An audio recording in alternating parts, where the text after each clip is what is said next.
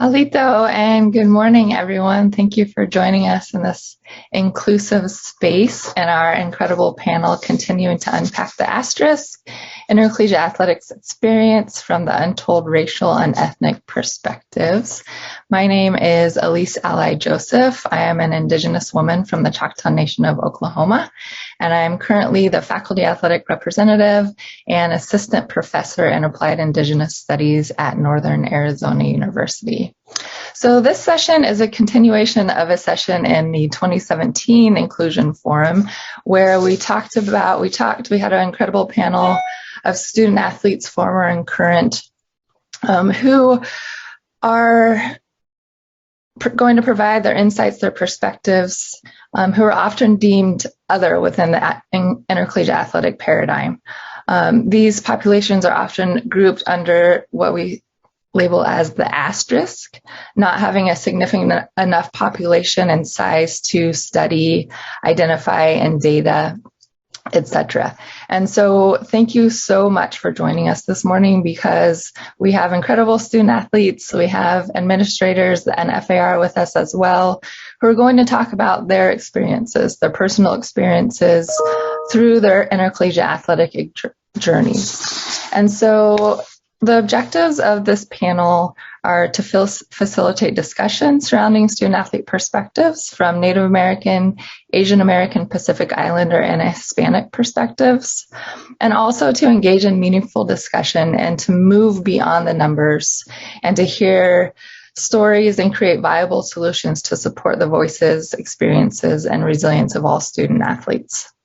And so our goal is for you to be able to take home some of this information back to your universities and to create inclusive, great experiences for your current and future student athletes.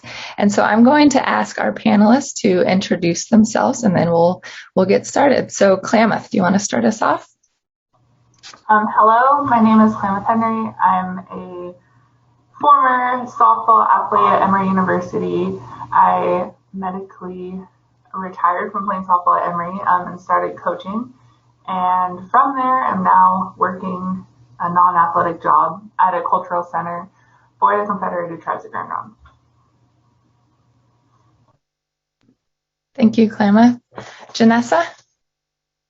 My name is Janessa Inez, and I am a member on the Linfield University women's basketball team, and my hometown is Santa Cruz, California. I'm a sport management major and a psychology minor. Thank you, Janessa. And then Dr. Natalie Welch. Hello everybody. My name is Natalie Welch. I am an assistant professor at Linfield University. I'm also our faculty athletics representative, and I do a lot of research on Native athletes and underrepresented kind of populations in athletics and administration. Thank you. As you can see, we have a wonderful panel for you all this morning. And as I mentioned, this is a continuation of a 2017 panel. And we wanted to continue this dialogue because, unfortunately, a lot of our representatives here and the populations that they come from and are representing do not get the attention they deserve in intercollegiate athletics and do not get to share their stories, etc. And so how we're going to work this panel is I'm going to be asking a few questions, and we're going to have our panelists just go down the screen or down the line and answer the questions. So to begin, we'll begin with Klamath. How has your race or ethnicity been both positive and negative in your student-athlete experience? Hi, so I'm from the Shasta Tribe of California and the Tuscarora Nation of the Haudenosaunee Confederacy. So both my parents are Native and identify as such. And growing up, definitely as a Native softball athlete, I grew up in Northern Nevada. I felt very empowered just because there were a lot of other Native softball players in my region. But when I went to Emory University, which is in Atlanta, very, very far away from home, there were little to no Native students on campus and none in the athletic department that I knew of. So this was something that was very isolating for me, just as a student on campus, as well as an athlete. And you put those two together, you feel extremely isolated and very invisible. But fortunately, I was very empowered by my campus life staff there and was able to do a lot of student activism because of my position as an athlete and my access to administration. And that was something that has really springboarded a lot of work within the university to ethically recruit and retain Native students on campus. And so I thought that my position as a student athlete definitely gave me more access to resources than I would have had as just a Native student on campus. And that was because of the intentionality of my coaches and administrators in the athletic department. So overall, positive experience. There were some negatives in there, like I feel like most students will probably say today, or former students, but definitely I felt very supported by my university as a student athlete. Thank you, Klamath, and hopefully we can circle back to some of your points throughout the session and some further questions down the line. Janessa, same for you. How has your race or ethnicity been both positive or negative in your student athlete experience? I think in a general sense, my race and ethnicity has allowed me opportunities like this to help represent like people of color. I've noticed sometimes that people will reach out to me to do like a segment because I help with the face of diversity. But the negative part of that is that it's always like me. And though I might feel unique, there really is not many athletes that are in the Asterisk to where they can ask others like besides myself, I think. And I do like being involved in events like this and like many others.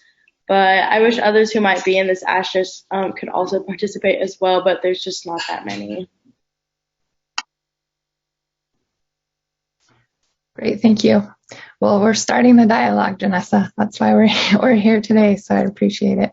And then from, administrator, faculty athletic rep, and someone who has worked with numerous Native student athletes and others who are labeled as an asterisk.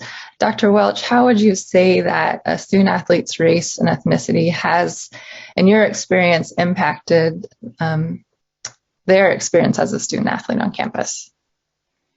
Yeah, I was just would echo kind of what Janessa was saying about being a lot of times being the only one or being one of the few. And so I think a lot of the student athletes of color get tokenized, especially at primarily white institutions.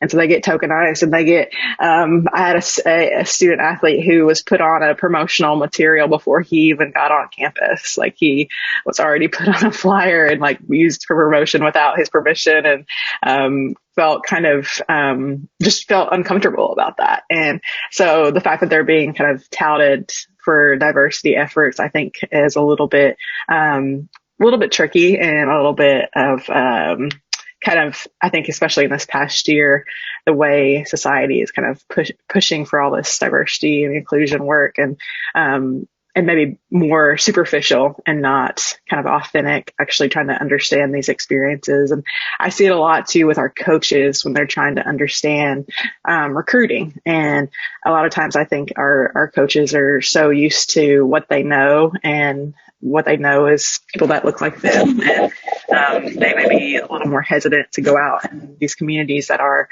more diverse and different. And so I think that's really impactful. And having a more diverse coaching staff is, I think, really, really important.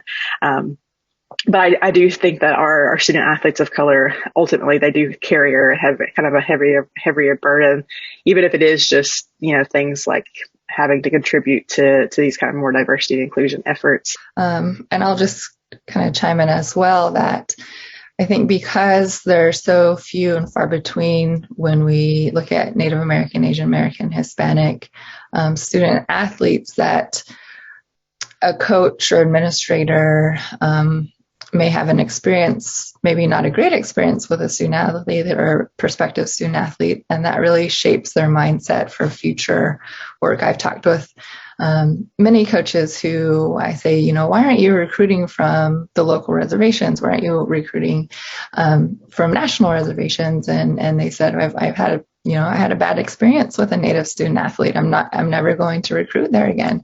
And it's just heartbreaking because we see that because we're so few and far between, that we're really clumped where we have one experience and then we don't want to take that chance. And I don't want to say take that chance, but we don't want to, give the effort to give another student athlete a chance. And so I appreciate your perspectives and your insights from this first question. So the next question, how can we get more student athletes labeled as an asterisk into college athletics?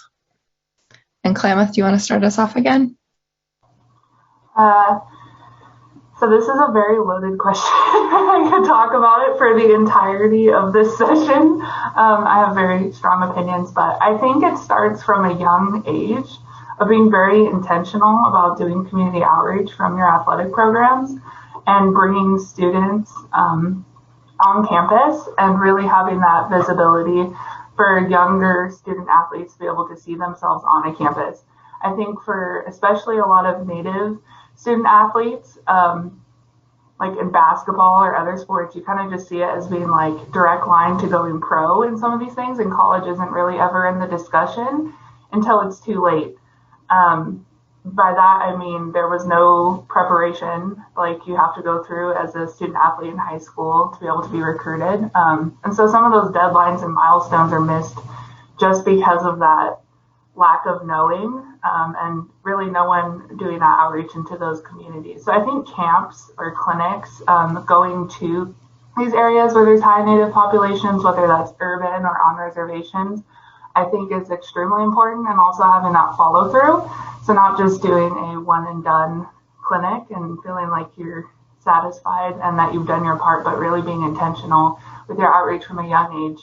And I think the other thing from the Native perspective is just understanding the complexity of that identity within the United States, specifically understanding, someone I heard at a conference one time said that you're recruiting the whole family and like the whole reservation and the whole nation of people when you're recruiting a Native athlete. So understanding their background, understanding what different legal realities are for the athlete as a sovereign individual as opposed to some other identities in the United States.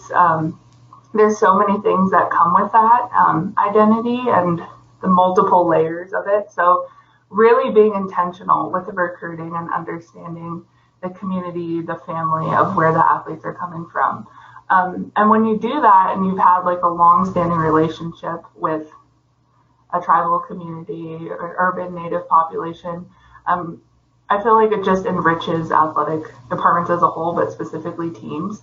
And I think that sort of worry and of bad experiences with athletes that was mentioned earlier, those kinds of things really go away when you understand the realities and lives of these groupings of people. I know from my own perspective, my parents always told me I was going to college, and I was very privileged from that. But a lot of my peers did not. And so it was up to our coaches to sort of guide us through that. But if we would have had just an older college athlete tell us, hey, you can do this, you can be here like me, it goes way further than just the recruiting the freshman year. It's recruiting and being intentional from the time they're 6 and pick up a ball or start running and being visible and supportive on all aspects. So I think just intentionality from a young age is highly important. Yeah, thank you, Klamath. I really love that word, is being intentional as coaches, administrators, fellow student athletes, etc. And I like what you said about your recruiting a whole family.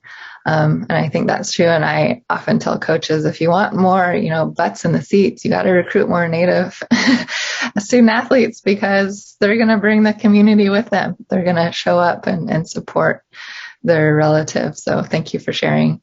Janessa?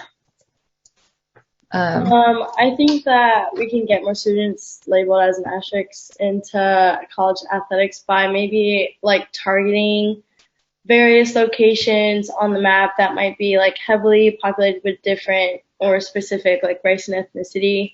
Because a community where like they generate athletes of like maybe a predominant race might feel safe to recruit from, which I know we'll talk about later. And then also thinking in terms of like scholarships. Obviously there are scholarships that like allow diverse student athletes to attend a college with they would pay less money to attend, but I feel like some of these scholarships might have like some kind of restriction to where like they can only stay inside of the state that they're born in. But I think having more scholarships that is more like specific to race and ethnicity with like no limitations would really help diversify college athletics.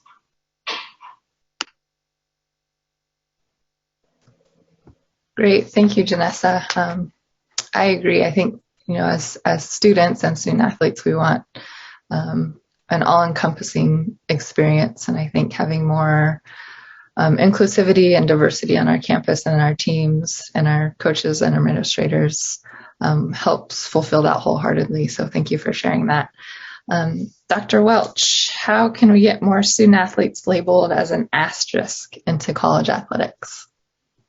Yeah, I'll just kind of go off of what Janessa was just saying about providing that support financially without a lot of restrictions, because as I've learned a lot at Division III, there's not athletic scholarships, but you have to find, there's definitely other ways. We're talking about now, partnering with Grand Ronde and other Native communities in our area here at Linfield.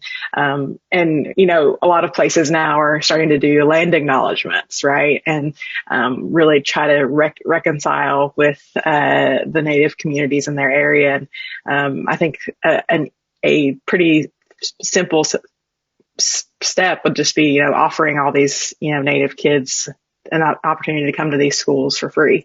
And it does way more beyond just acknowledging the land, actually doing something about it. And just like Janessa said too, going into these communities, because we are still in this country, very divided racially in different communities. And, there's, again, I think our coaches and our administrators have to get comfortable kind of going into those communities and really making relationships and building relationships. And so many of these communities, I feel like, have really large extended families. And it is, like Klamath said, recruiting the entire community and the entire family.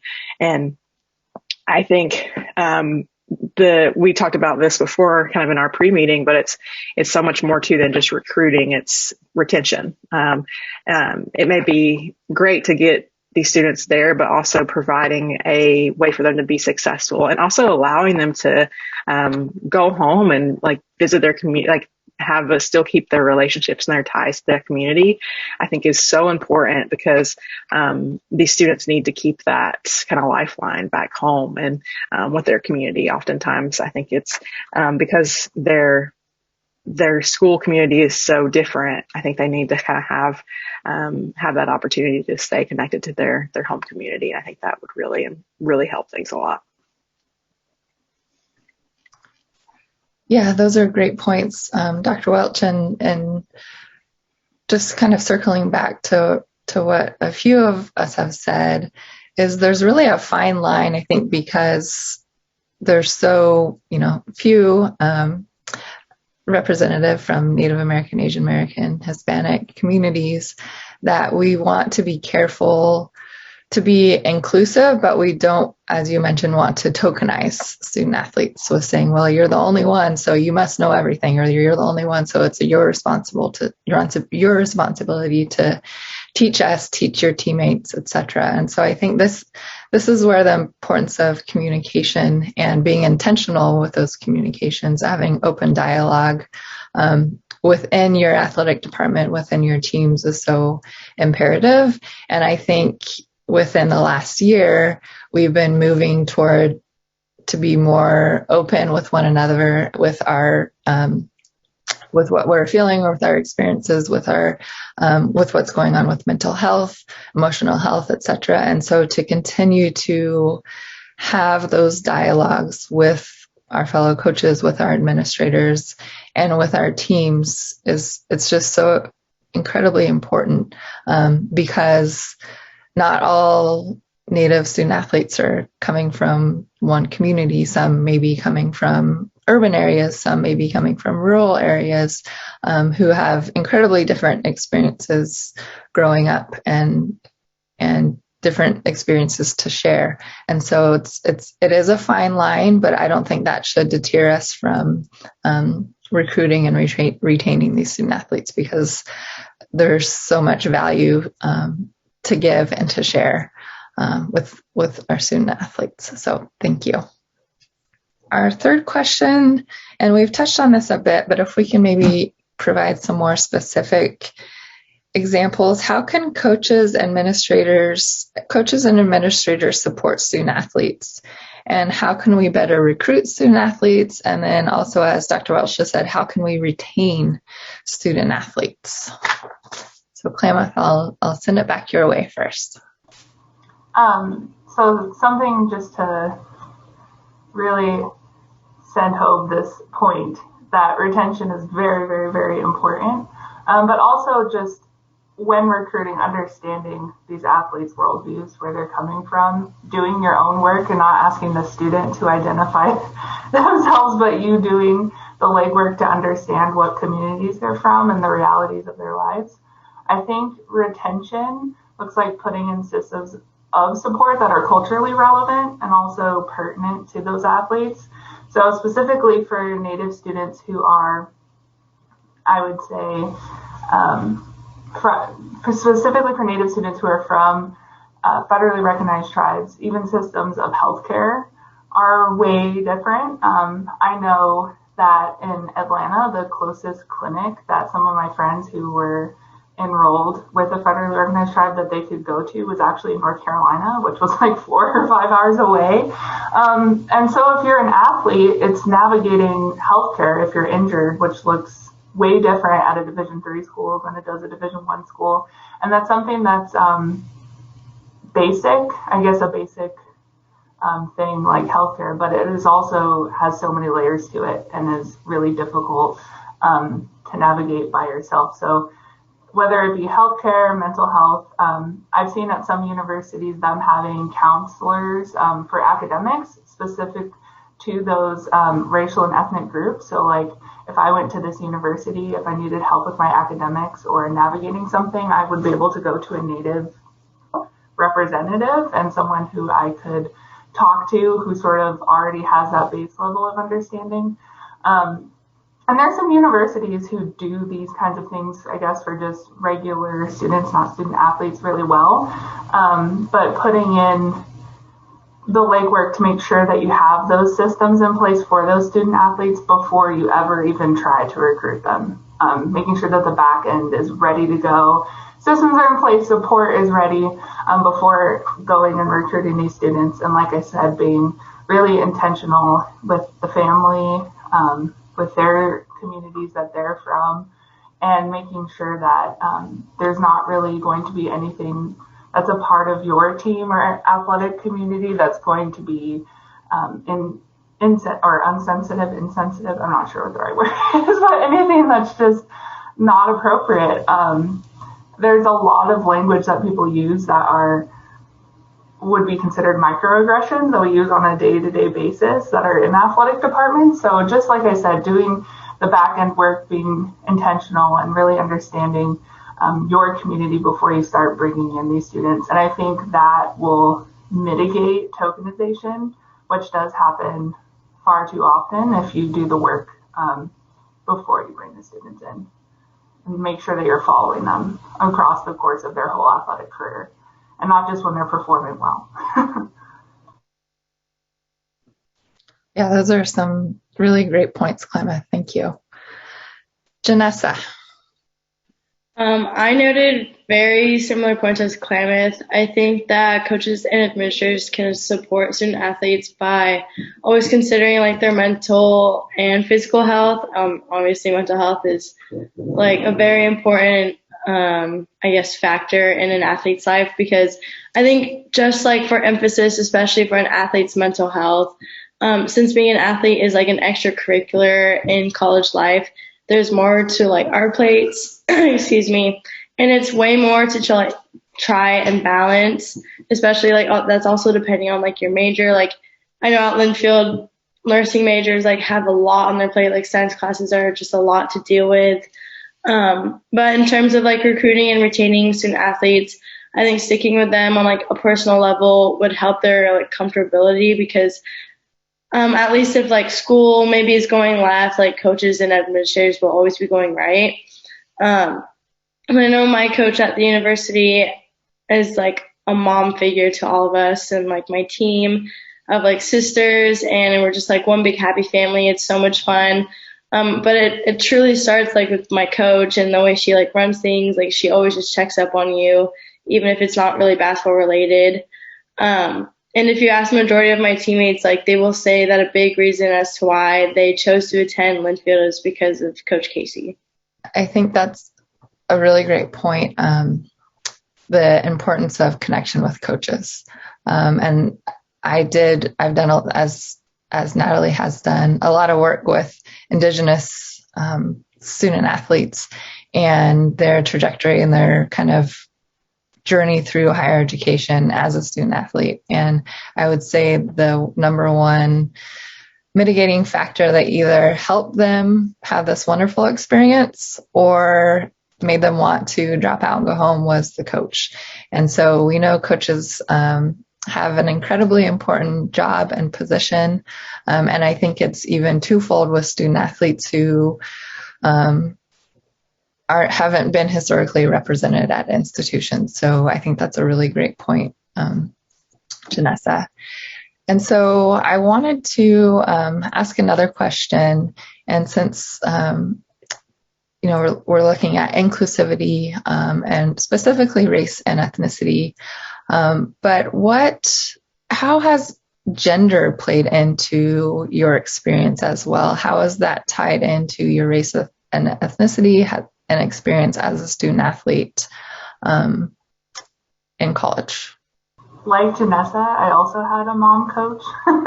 Like she checked in on us all the time, almost too much. At some points it's like, we're adults, leave us alone. But I think I felt more open talking with her about things just because she was a woman and it was just easier to sort of, I guess, get emotional without being judged for being emotional, I guess is kind of the way to say it. And I felt very supportive by her leading the ship that was our softball team. And I also, when I played travel ball, my pitching trainer was also my coach, and she was a very strong woman who was supportive and I guess aware of my identity. And so it was easy to move into my program just because I had already had a woman coach and had that dialogue and knew how to talk about my identity. In my own experience, the male coaches that I have had, it's not been a positive experience with any of them and talking about my Native identity and being a woman and navigating all of those things. That could be different for other athletes, I'm not sure, but I do know that there's, I know as a coach myself that young women really appreciate having a woman leading them. And that's something that if you could ever get a woman in some capacity in women's sports coaching, especially in softball, it's something that's very empowering for people. And like I said, I just felt like I was able to be more open, as well as even with professors. Even my non-native ally professors, the ones who supported me the most were people who identified as being a woman. So that was something as well that now I'm just sort of noticing as I'm talking and sort of thinking out loud and put on the spot here. But like I said, if you can try to just match people up in some capacity with an identity that they have some sort of shared experiences with. I feel like you're putting students in a place of success, like setting them up for more success than just sort of throwing them out there without any intentionality and say, okay, like you're on your own now, best of luck. But gender is a very interesting point that I think that we're making here.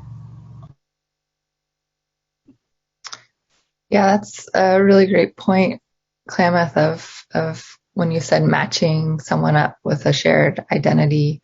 And I do believe it trickles down from the top, right? We see very few athletic directors of color and women as well. And then when it gets better when you trickle down the department, but still, and I believe that's why, there's such a push to get more coaches of color, administrators of color, faculty athletic reps of color, because when you do have student athletes who are able to identify, whether through gender or race and ethnicity, with someone in a leadership role, it does help facilitate a better experience for that student athlete and able to recruit more student athletes, and then obviously importance of retention as well. So great points. Janessa? I think my experience as a female is very, very similar to Klamath. And my freshman year at Linfield University, we had an all staff of female coaches, which was so awesome. And I loved every bit of it. I just feel like it's like really powerful and like personal. It definitely like makes a statement. And I was just proud to like travel to different places and just have like this staff of females just running this team. And I just feel like having like a female staff can relate more to us as females and understand like the emotional responses that we might have throughout like our college experience. I think it's really, really impactful to have women in positions of power and, or even just not even power really, but just be in positions of visibility. I'm the first female FAR at Linfield, and that kind of blew my mind that I was that. And I've had, I'm a sport management professor, and I've had so many students, female students, come to me and say like, I came here because you're a woman, and most, programs don't have women in them at all. And so I think it can be really, really huge and impactful. And, kind of thinking about that last question too, about like what coaches and administrators can do. And I think ultimately it comes down to treating every athlete, every student as an individual, and knowing that their experience is so unique. And even if they are in this, minority community that may look different on the East Coast than it did on the West Coast, there's so many variables that come into play. So I just wanted to add that too. And I'll just chime in too. I was a former student athlete. I played tennis at University of California, Davis, what seems like eons ago, but I still identify as a student athlete. So, and I had a male head coach, and I had a phenomenal experience with him. I was, my research with Indigenous student athletes really started from my experience as a student athlete, looking around campus and not seeing any other Natives student athletes on campus and wondering, where are we? Why aren't we here? But I share this experience because for all the male administrators and coaches out there, you can be supportive and you can be a role model and an advocate for your female student athletes. I had, like I said, an amazing coach, and I was very interested in the Native culture on campus. And sometimes I had to miss tennis matches for that. And my coach was very supportive in kind of my life outside of athletics and nurturing what I wanted to do besides tennis on campus. And so I share that experience because, like I said, as male coaches, we don't want you to just say, well, I'm a male, so I'm just going to give up and I can't be supportive.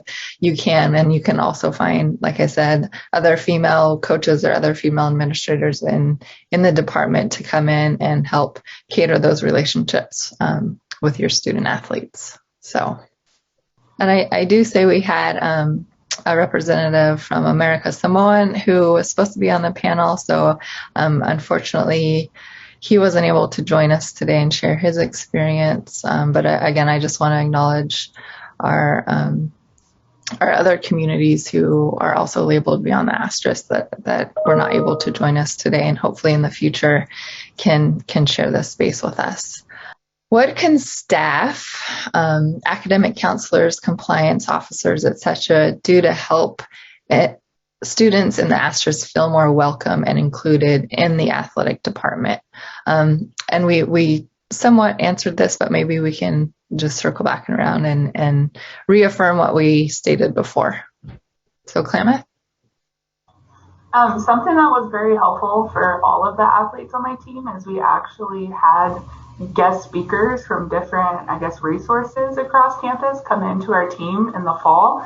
So as a first year student, I was like, wow, all these people. So we got to meet people from the Career Center who were like, hey, let's start working on your resume. We got to meet people from academics who were like, hey, if you need help with studying, or I went to a Division III school, so we didn't really have these systems built in. It was kind of like going shopping for resources across campus. But that was something that I carried with me throughout my entire career, even after stepping away from the team. It was something that I was like, wow, I wish that other students on campus were given just like a one-on-one Q&A session with these people from these departments. But that was something that was so easy. We would just take 15 minutes out of the end of every practice in the fall and then meet someone new. And that's really where I was able to make connections with campus life and do a lot of my, activism on campus, was because of those 15-minute Q&A meet and greet with an administrator or staff on campus. That was very helpful. And I think also just having times where the athletes can share with each other about things that are not having to do with the team, that are maybe not necessarily like team bonding, but even if it's that 15 minutes at the end of practice where people can just decompress and share with each other about how they're feeling or what's going on. That's something that when I was a graduate assistant manager, that I just sort of did with some of the athletes, like, well, how are you doing? No, like, actually, how are you doing? And that really, I feel like helped a lot of the students while just asking them, how are you doing? Not like softball related, not school related, but personally, how are you doing? And having those conversations, I feel like we sometimes forget that in the day-to-day of practice and games and everything, training, weights, stretching. We forget all those things, but they're important. Yes, they certainly are. Thank you, Klamath. Janessa, did you have some more to share? Yeah, I would say just like a personal experience I had was everyone on my team would have to meet with my coach at least once a month, and she made it an emphasis not to make like her office that like a scary place. So we always just met there, talked about like literally anything, and that was definitely something that made me super included and welcome, especially my freshman year. I didn't know what I was doing, honestly. I didn't know what to expect. So being able to talk to my coach just like one-on-one as a friend was like super helpful. And she also directed me to like a bunch of other people that worked in the department in terms of like academics, make sure I was on track. And now I have those people as well to look for as a resource. And it's safe to say that they're just really nice people, and I feel very comfortable talking to them. Natalie? Yeah, Klamath, I'm totally stealing that idea of having everyone come in and do like a kind of Q&A from every department, because that was going to be my answer, was that just helping our students realize like all the resources they have, because like, for example, like our student, like we had several students who didn't even know we had a Black student union, and those kind of organizations on campus. And I think getting that face time is so important, and at all levels. And especially I think at the D3 level, where kind of I feel like a lot of students are kind of not as guided through all those different experiences, and really just I think too, for the administrators in the athletic department, just explaining to students what they do. Like our SWA associate AD, who's over compliance, she does a great job of talking to our students about what compliance actually is and what she does. And I think that's so important for them to know,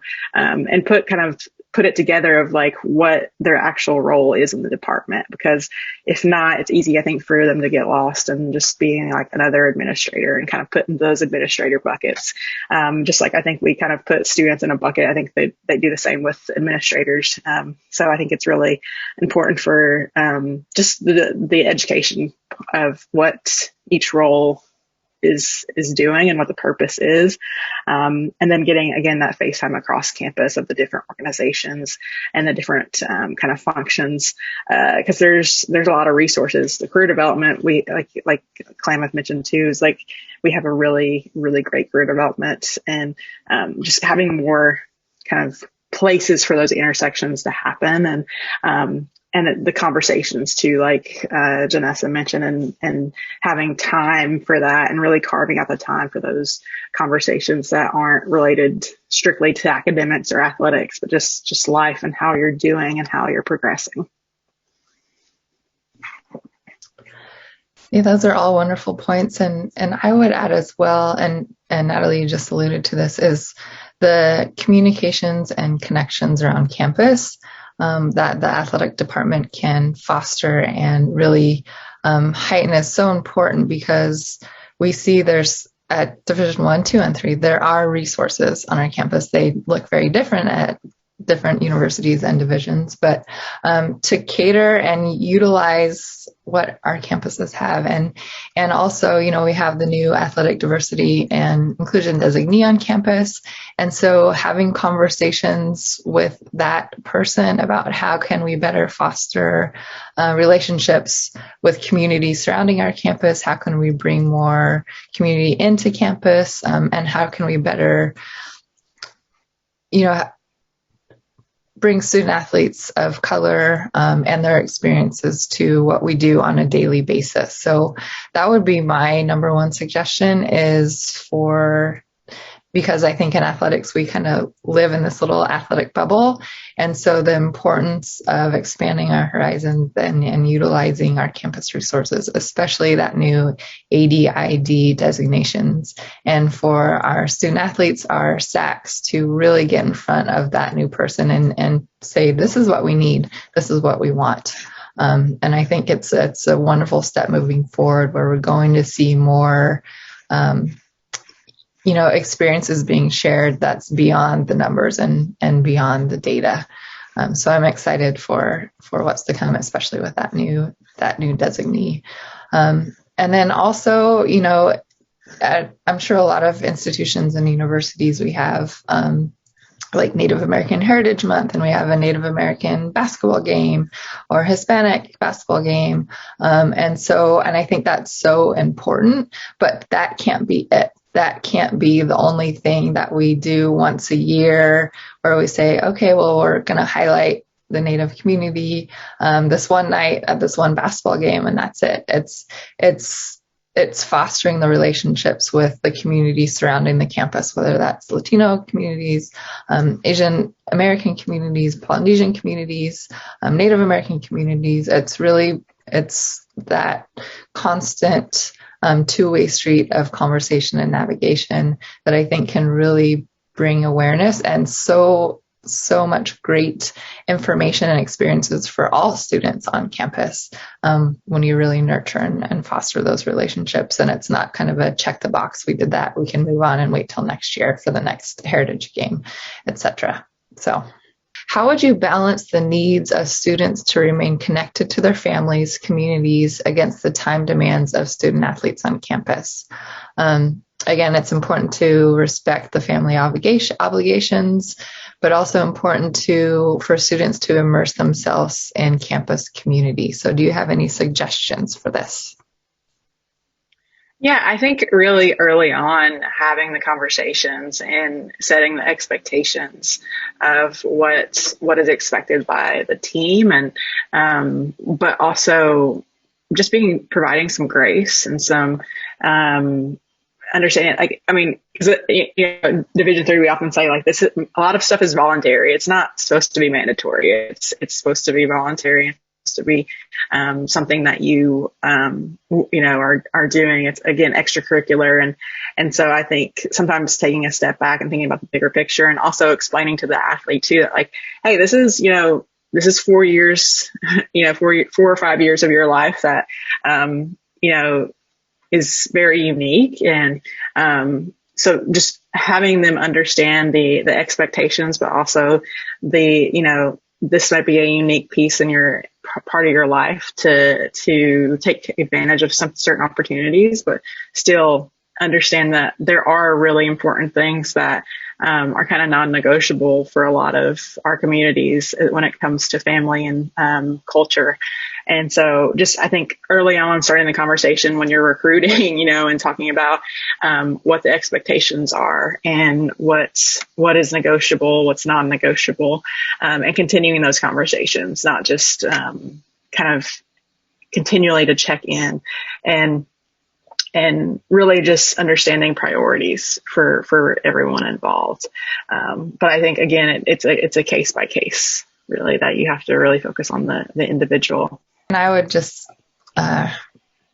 reaffirm the importance of, when you are recruiting, to have those open conversations and dialogue with the potential student athletes and their families, because, like Natalie said, I think within any community there's some things that are just non-negotiable, and life happens, etc., that we have to be open and know that there is life outside of athletics, and sometimes that takes precedence, even if you're in the middle of season or missing games or matches, etc. I want to open that up to Klamath and Janessa also. How did you navigate the time demands of being a student athlete with maybe some obligations back home within your family, etc.? I lived so far away that I only went home at the wintertime and in the summer, because that's when we could afford the flights that are like $700 to go across country. So that was something that I didn't consider when choosing my university. I just knew that I wanted to play college ball. So I was like, okay, they want me, so I'll go. That kind of was the extent of where that conversation was. But I know on campus, my coach was very open about if you need extra office hours with your professors, go. If you need this, go. I've even seen it where sometimes coaches allow like a day off. So like you get a day off for the fall season whenever you want to use it, just to take care of yourselves, as well as certain things like family emergencies, but sort of broadening what those terms mean based off of what an emergency might mean for various families. So depending on the closeness of the family or who's considered family. So like I have tons of cousins, like hundreds of cousins that I'm related to. So who I consider close family is going to look a lot different than maybe someone who only has a few cousins. There's just different things that that my coach was pretty aware of, just because I was open about them. But I know that looking back, if I would have been more upfront in the recruiting process, it would have been easier than my little freshman self being scared of opening my mouth and saying, I need a day off, I need to do this. That's my experience. Thank you, Klamath. What about you, Janessa? I think it was like, at first it was really hard to balance my connection with my family as well as being a student athlete on campus. It was just unfortunate, at least, that my freshman year I wasn't really expecting to miss out on so many like traditions that my family was like still doing while I was gone.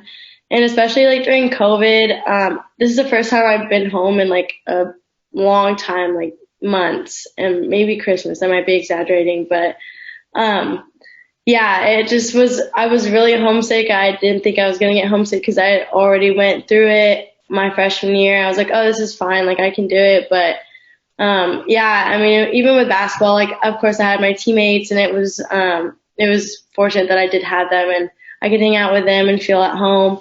But I definitely missed like all of the events that my family was still doing. And yeah, pretty much. I'll just go down the line. Klamath mentioned that there were unique challenges for individuals coming from sovereign nations. Can you expand on that, and what are some challenges might be? I already sort of touched on healthcare. Right. That's, I would think, the biggest challenge that comes to mind that I never really thought of until my friends are like, yeah, we got to drive 4.5 hours to the nearest clinic because that's where our healthcare is through.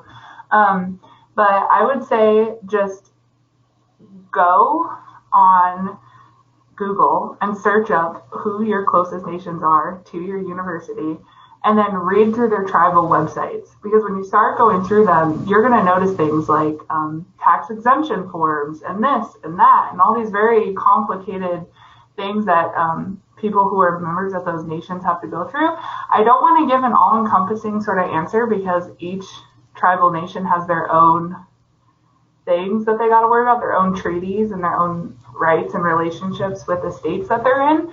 But I would say just start with seeing in your little circle of where you typically recruit what nations or what populations or people from which tribes sort of encompass those areas, and then do the legwork to look at the treaties and the everyday realities of sort of the processes that they go through as a Native person. And like I said, that's easy to find on tribal websites. There's so many forms that tribes put on there that you'll be like, well, I didn't know what this was. But it's a lot of just self-work. But healthcare, I would say, is like a universal, interesting sort of. And just again, as Klamath just mentioned, and I did as well earlier, the importance of getting to know the communities around your university, whether that's Hispanic community, Asian American community, Native community, is to get to know those communities and facilitate those relationships. And I think it might not get you more student athletes, but it will help. I think your overall kind of demeanor and the overall athletic department experience on campus. So, Natalie, did you have anything else to share with that question? Oh, I don't think so. I just think, again, just educating yourself. And I see so many institutions now doing kind of, me and Klamath had talked about this, about doing the land acknowledgements, but and also just knowing the areas too of like maybe there's a higher Hispanic population or an Asian American population, and our other associate AD, Doug, was talking about, that we get a lot of recruits from Hawaii and that population. And so just knowing those different pockets is just so important, and just going and for me, it's really important to like be in the community and go and not just be kind of on campus, but kind of immerse myself in the community and try to really get to know beyond just our kind of little, because our campuses are bubbles oftentimes. So trying to expand that bubble for sure. And this is a good one. It says, we have a Black student athlete group on campus, and it's been really positive and motivated group. And so synthesizing it, how could we help support, get other groups started on campus, which are Native American, Asian American student athlete, Pacific Islander, trans athlete, etc.? How would we go about getting those started? And I guess Klamath and Janessa, what do you feel like that would have helped you with your student athlete experience, to have a student athlete group of people that you identify closely with? I think that would have been cool. That would have been nice to have people to just talk with and be native with and just not have to worry about anything else. But I do know, at least on Facebook, like digitally, there's so many connections between native athletes. Like there's Indian sports that you can go on. That's like incredible just to see all these Native athletes at every level. There's even elderly people who are highlighted on there, like golfing and doing different things. So digitally, I think even if you don't have high populations of groups on campus, you can still make those connections for yourself. I know a coach that I have, who's Pacific Islander, is a part of this huge network and of specifically Pacific Islanders in softball. There's like huge communities of these girls who are playing at really high levels and being very successful. And she's a part of that whole movement. And not necessarily because there's high populations of her community inside of Atlanta, but she's able to connect with people across the country who are doing similar things to her. So that's always an option to start out, even if you don't have super high populations, is making those connections online. And I would add as well, because it could be the only Native on campus, student athlete on campus, is for athletic departments to engage with other Native student orgs or Asian American orgs on campus and bring them into the student athlete and athletic department experience as well. So those are other opportunities. So Janessa?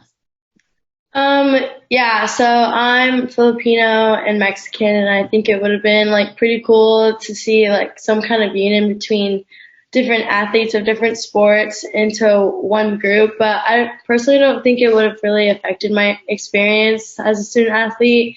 But I think answer to this question, excuse me, if you want to help support other student athlete groups like getting started, maybe reach out to someone that's in that community and see if they would like to start it, or like excuse me, or like be like the host of that group and help recruit them, like people at that community or people who have interest in that community.